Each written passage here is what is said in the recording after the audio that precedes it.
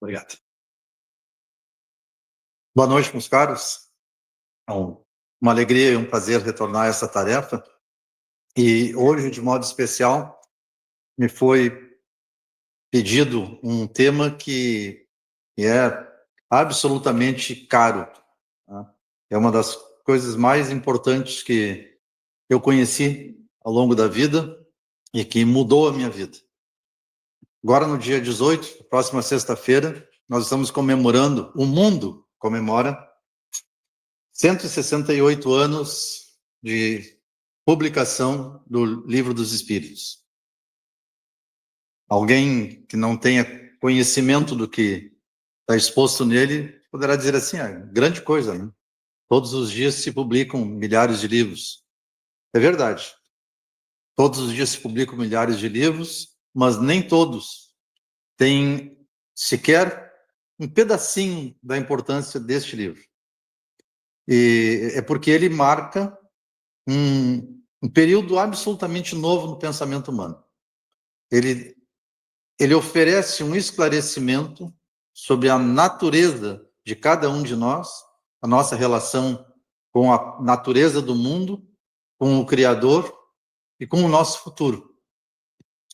E a importância dele é porque em cada período da nossa história, da humanidade, sempre surgiram alguns acontecimentos que trouxeram informações e conceitos que mudaram a história do mundo.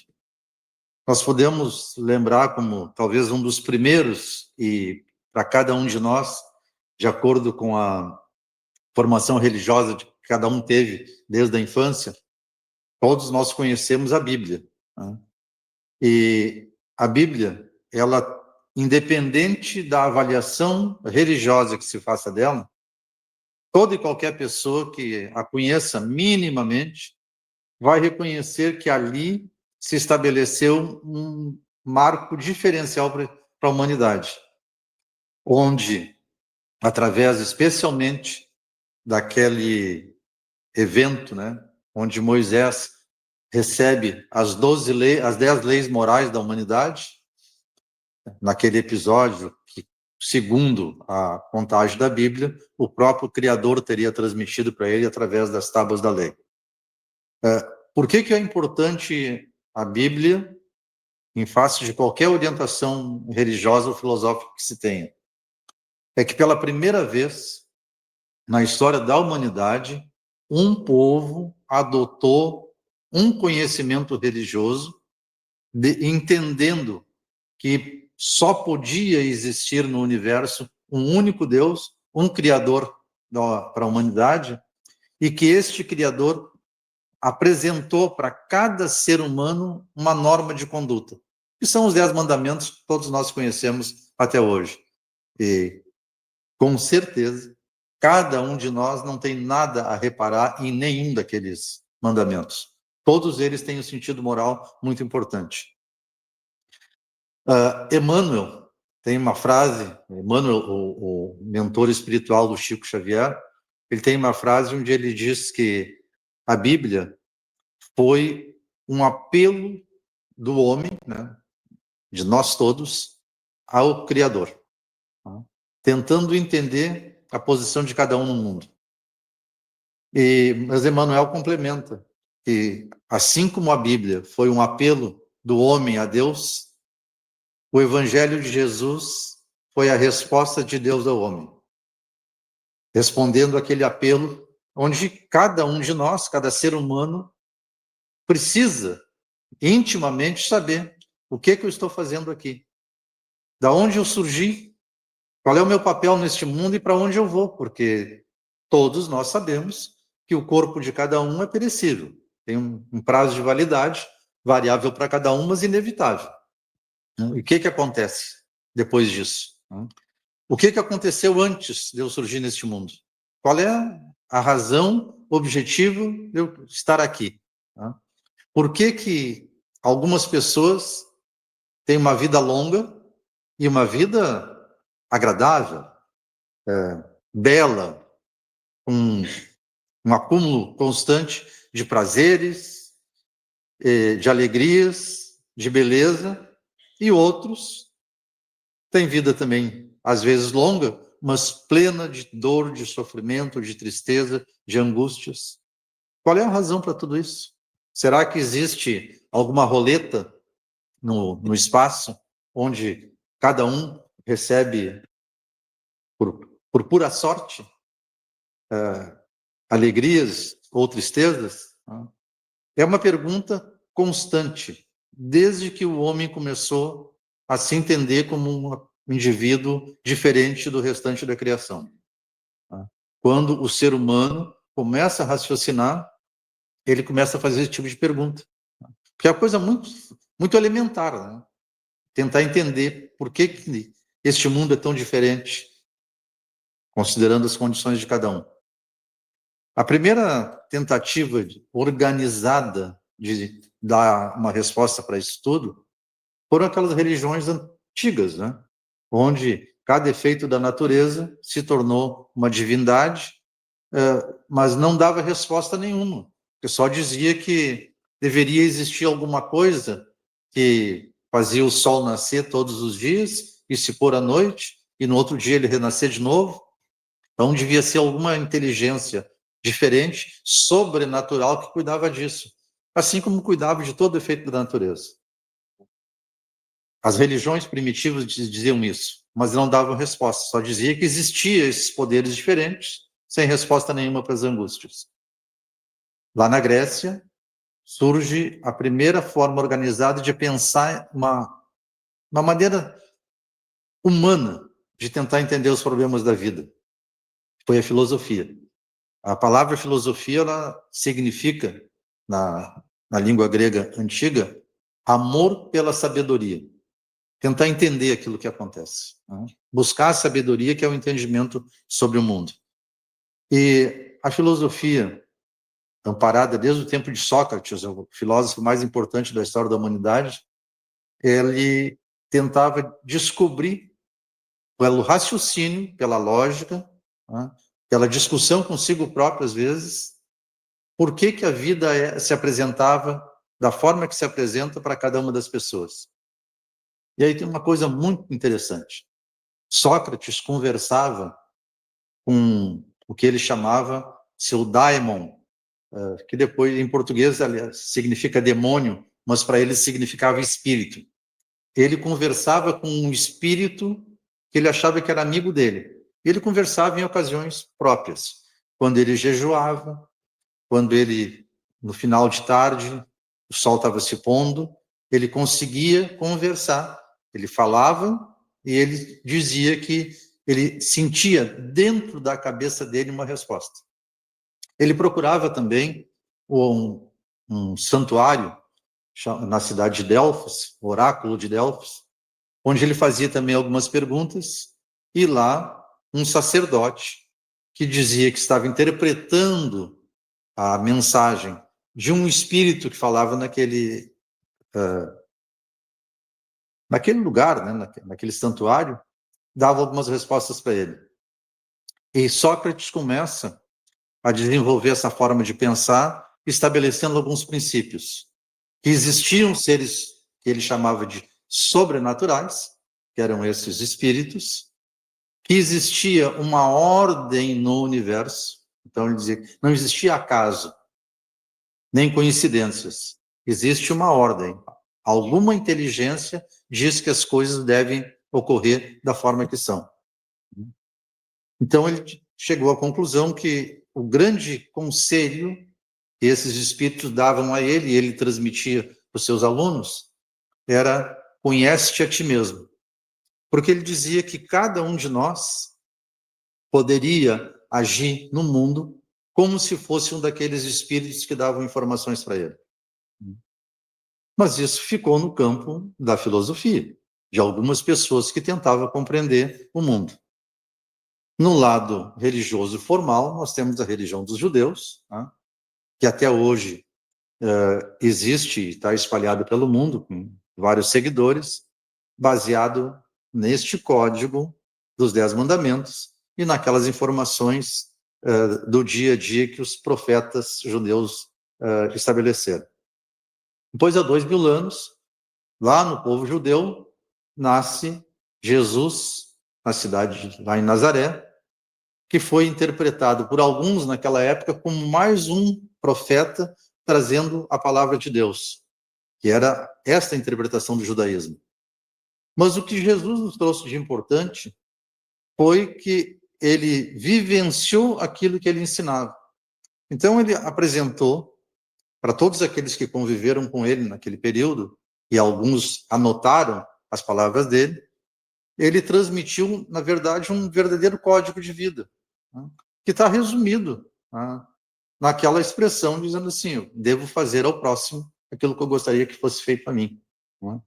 Eu devo amar ao próximo como Deus me ama, independente dos sofrimentos e dos dissabores que eu esteja passando na vida. Deus é absolutamente bom. Ele até usava a expressão que é típica da língua dele, do aramaico antigo, e chamava Deus de Abba, pai ou paizinho, pai amoroso, pai querido. Bem, desta junção do judaísmo e do ensinamento de Jesus, surgiram as igrejas que nós conhecemos aqui no mundo ocidental, as chamadas igrejas cristãs. E todas elas, como são instituições humanas, elas se baseavam naquilo que tinha sido transmitido naquela época. Como é muito comum, quando a gente aprende um ensinamento pela metade, ou por somente parte dele, nós começamos a fazer interpretações muito próprias. É por isso que nós temos uma infinidade de igrejas cristãs, todas elas brigando umas com as outras, dizendo que são elas, cada uma, a verdadeira representante do ensinamento de Jesus.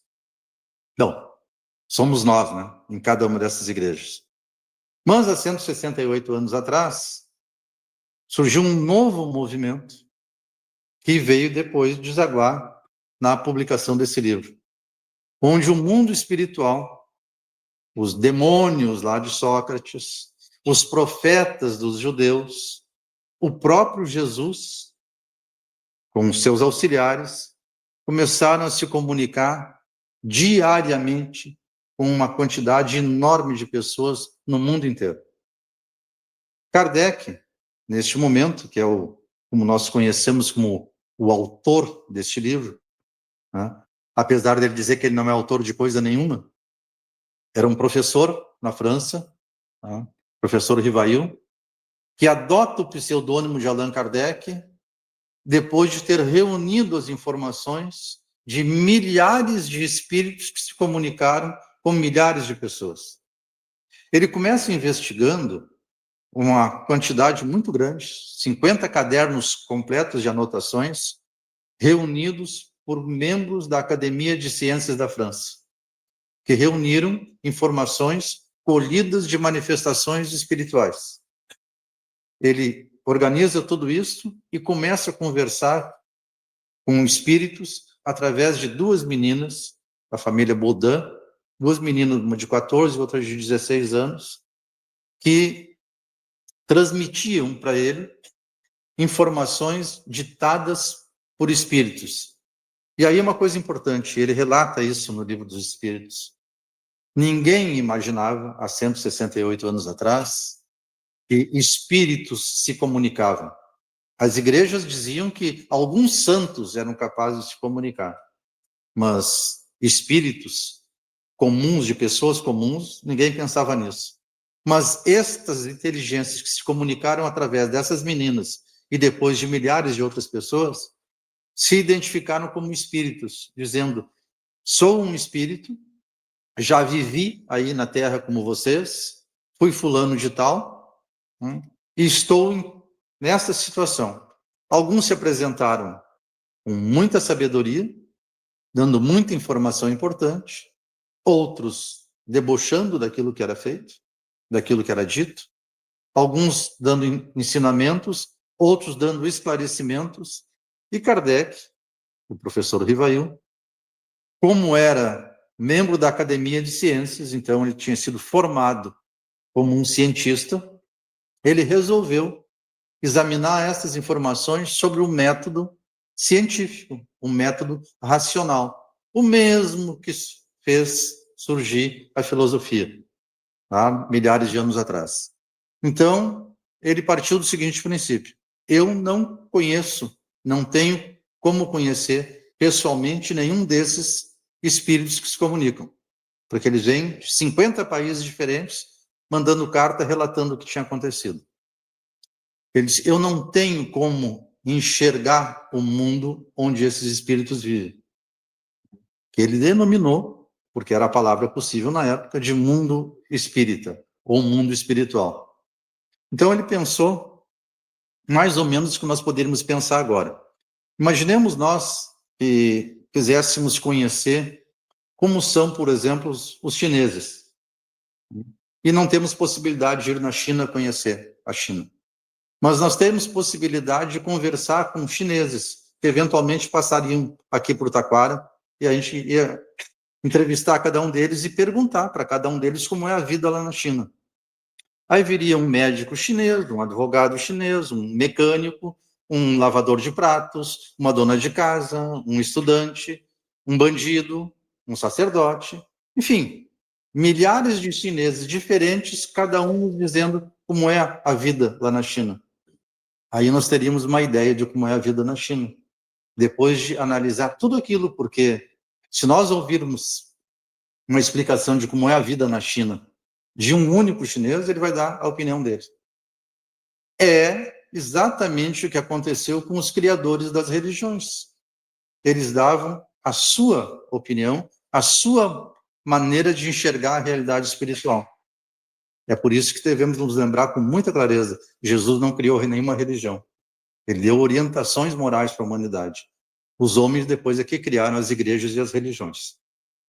Kardec, então, baseado neste método de investigação com os espíritos, perguntando como era a vida naquela dimensão onde eles estavam, qual era a relação deles uns com os outros, o que eles pensavam sobre os problemas humanos. Ele organiza tudo isso e aí, no dia 18 de abril de 1857, ele publica este livro, O Livro dos Espíritos. E logo abaixo do título do livro, ele escreve Filosofia Espiritualista, dando exatamente o caráter deste livro e da doutrina espírita, que está toda ela como alicerce este livro. Na sequência, Kardec publica outros livros, né? O Livro dos Médiuns, que seria o Espiritismo Prático, quase que como um curso para cada um de nós de como conversar com a espiritualidade. Publica o Evangelho segundo o Espiritismo, que é uma descrição adequada e esclarecida das leis morais ensinadas por Jesus. Publica o livro O Céu e o Inferno, onde ele vai nos mostrar com muita clareza que Deus não pune ninguém por maiores barbaridades que a pessoa cometa, e que a nossa condição de felicidade ou de tristeza ou de sofrimento na dimensão espiritual decorre das nossas ações, exclusivamente sob nossa responsabilidade. E que Deus nos dá constantemente novas oportunidades de nos melhorarmos. E finaliza com o livro A Gênese, dando um fechamento completo nesta doutrina toda, alicerçada aqui no Livro dos Espíritos, falando inclusive das formas de organização da Terra, da natureza, deste mundo onde nós vivemos.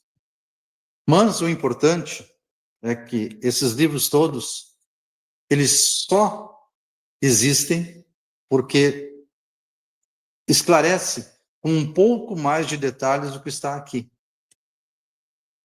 tornando a doutrina espírita, por este método onde ela foi concebida, pelo mundo espiritual, e definida que Kardec seria o autor material deste processo, onde, vou repetir, e devemos repetir isso constantemente, Kardec não é o autor da doutrina espírita. Ele foi o instrumento que o mundo espiritual utilizou-se para nos transmitir os ensinamentos do mundo espiritual. Tanto que ele próprio, no início do processo, recebeu algumas informações que ele não concordava. E aí ele fez o que cada pessoa racional e honesta deveria fazer. Discutia aquela informação. Kardec, por exemplo, ele foi criado na religião católica, então a reencarnação não era possível no entendimento dele. Não admitia a reencarnação. Quando os espíritos começaram a dizer para ele que eram pessoas que haviam vivido aqui na Terra e que voltariam um dia a reencarnar no novo corpo, ele discutiu com eles: isso não é possível, me mostrem, me provem. E destas discussões, onde os espíritos racionalmente convenceram ele, não só da possibilidade, mas da justiça da reencarnação, porque permite a cada um de nós recompor numa nova existência os erros que cometemos nesta, avançando, portanto, em moralidade e a correspondente felicidade, ele se convence. Então, ele organiza, a pedido do mundo espiritual, este livro, com perguntas e respostas, permitindo a qualquer pessoa, dependendo só da sua boa vontade, compreender tudo que está aqui. A doutrina espírita, que expressa, ela é de uma simplicidade enorme, mas não é vulgar para cada um sair interpretando do seu jeito. Ela necessita que se leia e se pense muito a respeito da pergunta feita e da resposta apresentada. E a partir daí, nós vamos enxergar um mundo de uma maneira completamente diferente. Vejam só, outra característica desse livro dos Espíritos, graças à genialidade de Kardec e aos conselhos que o mundo espiritual deu para ele, ele começa fazendo uma pergunta que ela é muito profunda, exige a gente pensar bastante nela, mas é uma pergunta com uma resposta fantástica. Kardec diz assim para o mundo espiritual: que é Deus? O normal, e se eu tivesse na condição dele, eu faria a pergunta: quem é Deus? Porque todos nós fomos educados, independente da igreja que tenha frequentado, com a ideia de que Deus é uma figura humana, né? Em tempo de criança, a gente dizia, né? Aquele velhinho de barba branca que fica lá na nuvem, olhando o que a gente está fazendo aqui. E o mundo espiritual diz que não é quem, é que é Deus. Deus é a causa fundamental da existência de tudo. É a inteligência suprema que criou tudo. Criou cada um de nós, criou este mundo, criou o universo inteiro. Criou o espírito e criou a matéria. Só isto, para os filósofos, aqueles que dedicam a vida a racionalmente pensar sobre a própria vida, isso seria motivo de estudo por uma vida inteira. Mas este livro não para nisso. Ele nos dá essas informações básicas e nos dá uma informação também muito, muito importante. Que esta definição de Deus, sendo a inteligência suprema, a causa de tudo que existe, na sequência eles dizem assim: e mais não podemos dizer para vocês, porque não existe ainda inteligência suficiente no mundo para compreender Deus. Olha, não está nos chamando de burrinhos, não, mas está dizendo que nós estamos numa progressiva condição de compreender Deus. Os próprios espíritos que comunicaram essa informação, eles disseram que nem eles ainda têm compreensão adequada de Deus, que eles não têm vocabulário suficiente para explicar o que é Deus, mas são capazes de nos ajudar. E eles dizem o seguinte: E Kardec organiza isso tudo de uma maneira como se fosse subindo uma escada, né? Da parte mais fundamental, que é o primeiro degrau da escada, né? Essa definição de Deus, e ele vai seguindo.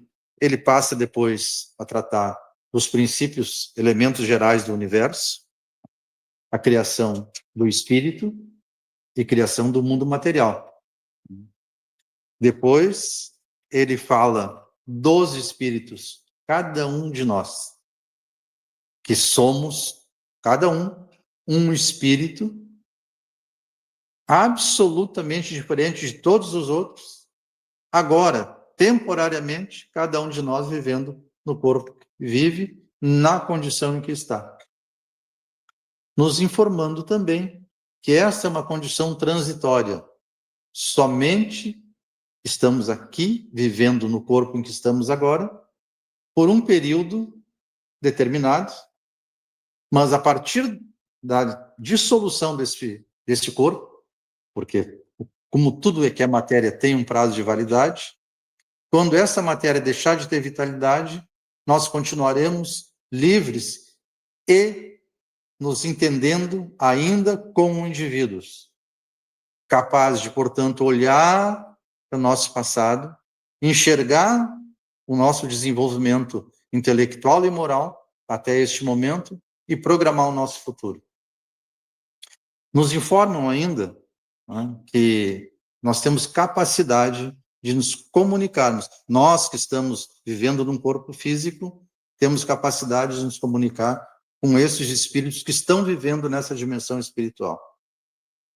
Que eles constantemente estão junto conosco e nós nos influenciamos pelos pensamentos deles. Portanto, quando nós aceitamos um bom pensamento, uma boa intuição, a vontade de fazer alguma coisa boa, nós estamos ouvindo algum espírito, amigo nosso, que está nos indicando a fazer uma coisa boa. Quando nós escorregamos nas nossas intenções e fazemos alguma coisa ruim, nós provavelmente também estamos aceitando um convite para fazer alguma coisa ruim de algum espírito que tem alguma afinidade conosco, que está na dimensão espiritual. Mas, na sequência disso, eles nos dizem que todos nós, pelo mecanismo da reencarnação, ou seja, terminada a vida neste corpo, passamos um período nessa dimensão espiritual e temos uma nova oportunidade de reencarnar num outro corpo, numa outra família, numa outra condição, como instrumento para o nosso aprendizado intelectual e moral. E este aprendizado não termina nunca, porque o destino de cada um de nós, de todas as pessoas do mundo, de todas as pessoas do universo, é a felicidade plena e absoluta, nos aproximando cada vez mais de Deus. O maior criminoso será também o maior santo. A única diferença entre um criminoso e um santo é o tempo e o esforço que cada um empreende para chegar nessa condição. Portanto, a doutrina espírita é uma doutrina absolutamente consoladora. Mas, para nós entendermos este consolo todo e tudo aquilo que envolve a nossa vida a partir deste conceito, exige que a gente faça um esforço de estudo. Tem um episódio a respeito do Livro dos Espíritos, gente, que foi contado pelo próprio Francisco Cândido Xavier, que todos nós sabemos, né? É uma alma iluminada, né? Um espírito que já evoluiu muito. E o Chico, quando começou a conversar com seu mentor, o Emmanuel, ele só tinha perguntas a fazer, né? Ele enxergava o espírito, não entendia nada daquilo, ele começou a perguntar. Aí o Emmanuel disse para ele: lê o Livro dos Espíritos. Ele foi lá, conseguiu o livro, leu rapidamente, 2 dias depois, invocou de novo a presença do Emmanuel e disse: já li. E agora? Lê de novo. Aí o Chico contou isso. Ele levou uma semana para lendo de novo o livro. Chamou de novo o Emmanuel e disse, já li pela segunda vez. Lê de novo. E assim foi indo. Quando já passavam de uma dúzia de vezes que ele tinha lido o livro, ele disse para o Emmanuel, olha, eu já li 12 vezes o livro. Ah, ótimo. Agora começa a estudar ele. Porque é exatamente isso, gente. Não é para assustar ninguém, mas este livro todos nós deveríamos ler. E eu tenho absoluta convicção. Quando nós lermos esse livro, cada um de nós, em quantidade diferente, teremos a vontade de estudar. Porque é um estudo para ser feito pela vida inteira. Não é um estudo como na escola, que a gente termina alguns anos e recebe um diploma. Tá? Não tem diploma de espírita, tá? Nem tem diploma de bom cidadão para ler o livro dos espíritos, nem estudar. Mas ele muda a nossa vida. De uma maneira enorme, uma maneira sensível, mas também variável para cada um de nós. De acordo com digo a convicção, mas de acordo com aquilo que cada um de nós vai ser tocado de modo diferente por este estudo, por essa leitura, pela compreensão desses princípios que estão aqui. No final do ano passado, nós tivemos um evento aqui na casa, que era destinado aos estudantes e trabalhadores da casa, onde o palestrante ele nos deu uma informação que está bem prevista aqui no livro, mas que é muito importante que cada um de nós compreenda isso. Como cada um de nós estamos numa condição diferente, seja em termos de moralidade ou de intelectualidade, sem demérito para ninguém, mas nós todos somos diferentes, ele disse o seguinte, que com a leitura deste livro, cada um de nós vai encontrar um caminho diferente. Alguns mais tocados pela filosofia, pela prática de começar a raciocinar sobre os fatos da vida, sobre as dificuldades dela, sobre a busca de respostas que a própria vida nos oferece, né, vão ser inclinados ao estudo da filosofia. Outros, com formação mais racional, né, vão tentar desenvolver o pensamento de acordo com um método científico. E outros serão mais tocados pelo aspecto religioso. E é isto que caracteriza a doutrina espírita. Ela é uma filosofia, porque nós não temos prova material dessas coisas que são aqui ditas. Tá? Nós temos prova moral de tudo que está dito aqui. Então, ela é uma filosofia. Mas ela foi desenvolvida segundo o método da ciência. Não a ciência comum, vulgar, que estuda a matéria.